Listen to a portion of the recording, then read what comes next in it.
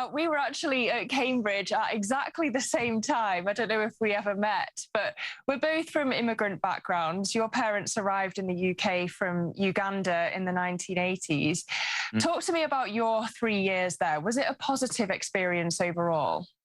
My time in Cambridge was definitely overall positive. I came for my love of humanities, and I was immersed in an environment where everyone was intensely engaged in their subject, and I needed that. It also gave me a break from the environment I grew up in, which allowed me to reposition myself creatively, and it really gave me the idea of switching from rap to poetry. And you've done so much since graduating, not just working in poetry, but from poetry to podcasting and now writing. But you did drop your ambition to be a politician. And I wonder whether that was because you couldn't see yourself in politics or because you gave up on politics as a vehicle for change. And fundamentally, I do wonder whether you believe it's ever possible for top politicians to speak authentically. I do believe that a politician can find a moment in their life where they speak authentically. What I think fundamentally bothered me was that there's clearly a privileged few making decisions on behalf of a lot of people, and this isn't a challenge. This isn't a problem that can be worked through in a generation. A large part of the reason why the world is the way it is because there's just not equal access to opportunities. Now, I felt that I stood a better chance of empowering those people that didn't get to go to Cambridge, didn't do as well in formal education as I was able to do. I could empower them more if I was able to speak clearly, uncompromisingly, in a language that was familiar to them. And I just didn't feel like politics gave me the space to do that.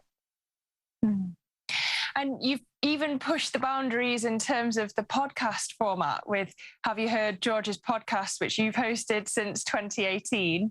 You mix soundscapes, spoken word, phone interviews, and now it's been turned into 2 books. So you've got one in July this year and another in 2023. I wonder, do you ever think that we need to rethink how we do journalism more broadly? Well, yeah, it goes back to the same issue of a privileged few people speaking on behalf of a lot of people. Social media has changed the world in the sense that there are more broadcasters than ever. Day-to-day people get to broadcast their news. But democracy won't work if the masses, alongside that, are not given the opportunity to tell their stories in engaging ways that share real information and, the detail and the lived experience that formal journalism often misses. So my podcast was an experiment in that. How can we tell our stories in a way that is as credible, as recognized as formal journalism, but speaks to our own creativity and engages young people, especially brings young people into the conversation early?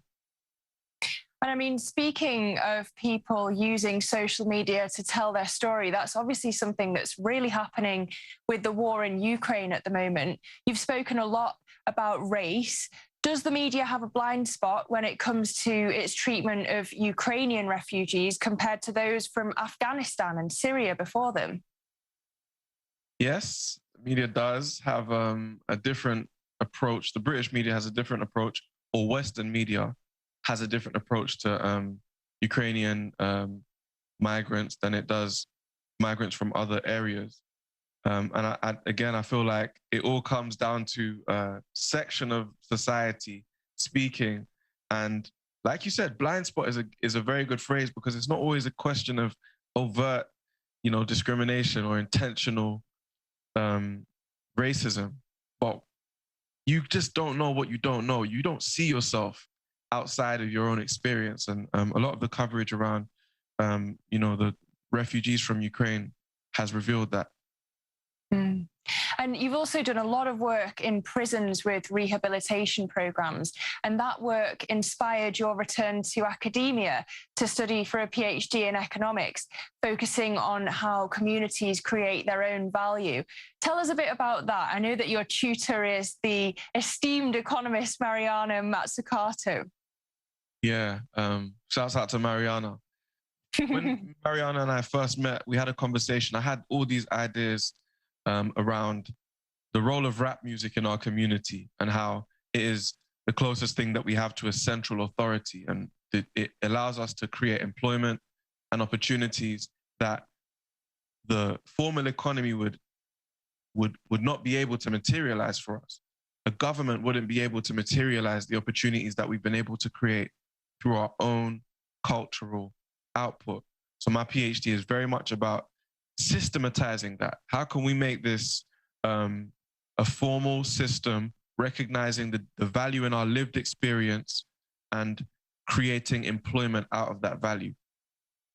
And this idea of creating value from your values and communities driving economic growth, can that transpose to the state level, do you reckon?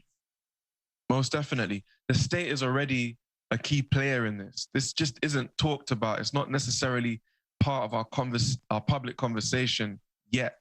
So state funding has been behind some of the most innovative moves in the private sector, in lifestyle, from consumer goods to GPS, macro intelligence, macro political breakthroughs. A lot of this has stemmed from state investment, but we just need to pivot to recognizing how important the role of the state is in fostering innovation, starting at the community level. It's such an interesting question at a time when the role of the state is in so much flux after the pandemic. Thanks so much for your thoughts, George. We've now got time for a recital from you. Over to you. Thanks, Lizzy. I'm going to share a piece from my poem, All Existence is Contribution. Knowledge is a journal of insight. Knowledge is a record of discovery. You may have had no knowledge of me prior to this moment, but I existed before you discovered me. Knowledge is information that we get to admire. But what about that which we have yet to acquire? Simply because it hasn't been accredited according to academia. It's not knowledge until it's acknowledged. I believe we have a duty to act on it, to analyze life and to extricate facts from it. When we take from the world, we don't have to subtract from it. Using what we extract from it, we can impact on it. Because all existence is contribution. Ignore the twists and convolutions. There's 7 billion people in the world, and there's only one you. Thank you. Oh, thank you so much. It's lovely to take a moment in the day to slow down and think like this and just reflect. Yeah, poetry's good for that. That was brilliant. George, one last question. You've been a rapper, you're a poet, you're a podcaster, and now you're an author. What's next in the next decade for George the Poet? Well, I hope to not just theorize about how things can be different. I hope to be part of the implementation of some of the great ideas that are floating around in the atmosphere right now. So I'm just going to apply my creative energies to being part of that change, to broadening access to opportunities, especially educational opportunities and opportunities for communities around the world to make an impact and improve their fortunes through creativity. I feel like that's my calling. Well, George, it's been such a pleasure talking to you. Thank you so much for joining us and sharing some of your poetry with us. I'm sure we'll be hearing from you again very soon. Thank you very much. My pleasure.